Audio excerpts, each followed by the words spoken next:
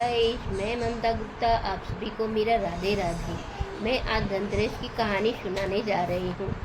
एक समय की बात है, एक बार भगवान विष्णु मृत्यु लोक में विचरण करने के लिए आ रहे थे। तब लक्ष्मी जी ने उनसे साथ चलने को आग्रह किया।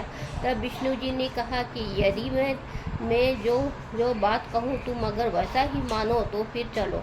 तब लक्ष्मी जी उनकी बात मान गई और भगवान विष्णु के साथ भूमंडल पर आ गई। कुछ देर बाद एक जगह पर पहुंचकर भगवान विष्णु ने लक्ष्मी जी से कहा कि जब तक मैं न आऊं तुम यहाँ पर ठहरो। मैं दक्षिण दिशा की ओर जा रहा हूँ, तुम उधर मत आना। विष्णु जी के जाने पर लक्ष्मी जी के मन में कौतूहल जागा कि आखिर दक्षिण दिशा में ऐसा क्या है रहस्य है जो मुझे मना किया गया। और भगवान स्वयं चले गए। लक्ष्मी जी से रहा नहीं गया और जैसे ही भगवान आगे बढ़े लक्ष्मी जी भी पीछे पीछे चल पड़ी। कुछ ही आगे जाने पर उन्हें सरसों का एक खेत दिखाई दिया जिसमें खूब फूल लगे थे। सरसों की शोभा देखकर वो मंत्रमुग्ध हो गई। फूल तोड़कर अपना श्रृंगार करने के बाद आगे बढ़ी। आगे जाने पर एक गन्ने के खेत में से लक्ष्मी जी गन्ने तोड़कर रस चूसने लगी। उसी क्षण विष्णु जी आए और देखकर रोने लगे। माता लक्ष्मी ने उससे घबरा कर पूछा, हे प्रभु, आप क्यों रो रहे हो? क्यों रो रहे हो? तो भगवान बोले, एक तो तुमने मेरी बात नहीं मानी, दूसरा अपने गरीब किसान के खेत में से चोरी की। अब मुझे 12 वर्ष का आपका वियोग सहना पड़ेगा। लक्ष्मी जी ने कहा, ऐसा एक छोटा सा गन्ने ही तो भगवान विष्णु बोले, बिना अनुमति के किसी की भी वस्तु लेना चोरी कहलाती है। यह कहकर भगवान विष्णु ने लक्ष्मी जी से नाराज होकर उन्हें श्राप दे दिया कि मैंने तुम्हें इधर आने को मना किया था, पर तुम ना मानी और किसान की चोरी का अपराध कर बैठी। अब तुम इस अपराध के जुर्म में किसान की और 12 वर्ष अब तुम इस तक सेवा करो। ऐसा कहकर भगवान उन्हें छोड़कर क्षीण सागर चले गए। तब लक्ष्मी जी ने तुरंत उसी समय उस गरीब किसान के घर गई और किसान से बोली कि मैं मेरे पति 12 वर्ष बाद मुझे लेने आएंगे, तब तक तुम मुझे आश्रय चाहिए।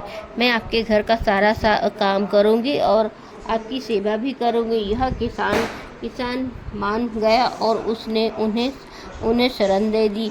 अब लक्ष्मी जी उस गरीब किसान के घर रहने लगी। घर में लक्ष्मी जी के कारण किसान की आय दिन ब दिन रात चौगुनी बढ़ने लगी। वो भी बेचने जाते। अच्छे दामों में सारी वस्तुएं बिक जाती है। धीरे धीरे किसान की आय बढ़ने लगी, जिससे उसकी समृद्धि बढ़ने लगी।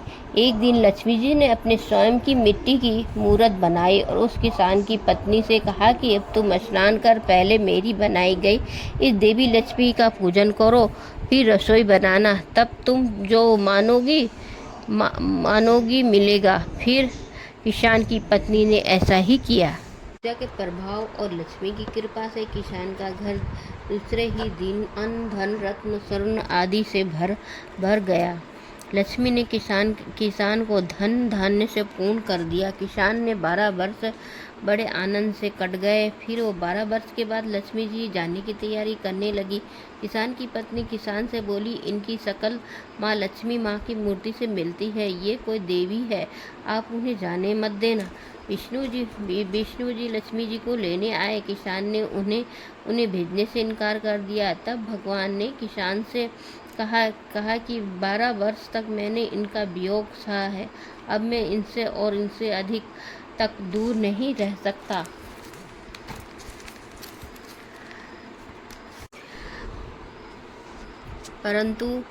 परंतु किसान हठपूर्वक बोला कि नहीं, मैं इन्हें नहीं जाने दे सकता। उन्होंने बेटी से भी बढ़कर मेरी सेवा की है। अब मैं इनकी सेवा करना चाहता हूँ, इसलिए मैं इन्हें जाने नहीं दे सकता।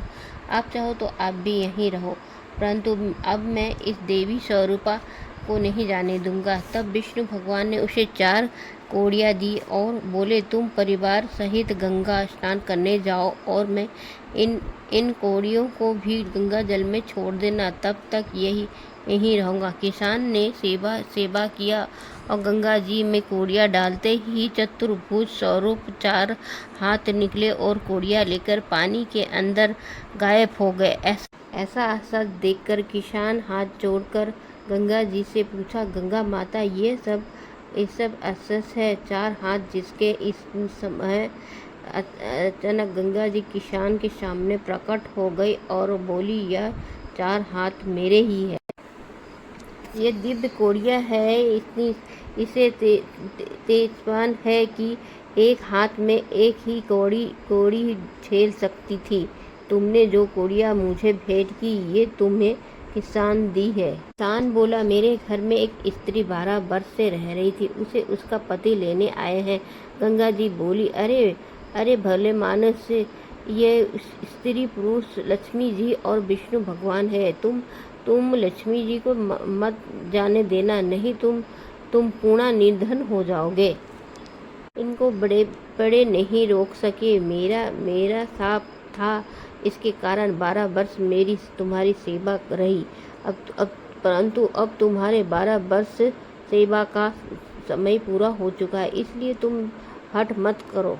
परंतु फिर भी किसान नहीं माना। तब लक्ष्मी जी ने कहा, हे किसान, तुम्हें रोकना चाहते हो तो जो मैं कहूँ वैसा करो।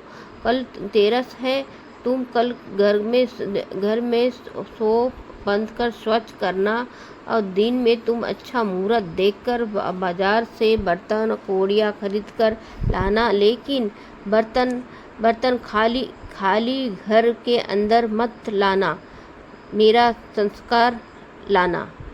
रात्रि में घी का दीपक जलाकर रखना और सायंकाल मेरा पूजन करना और एक तांबे के कलश में ऊपर भर शक्कर मेरे लिए रखना। उस कलश में से निवास करूंगी, परंतु पूजा के समय तुम्हें दिखाई नहीं दूंगी। इस दिन की पूजा वर्ष भर में तुम्हारे घर में नहीं आ पाऊंगी।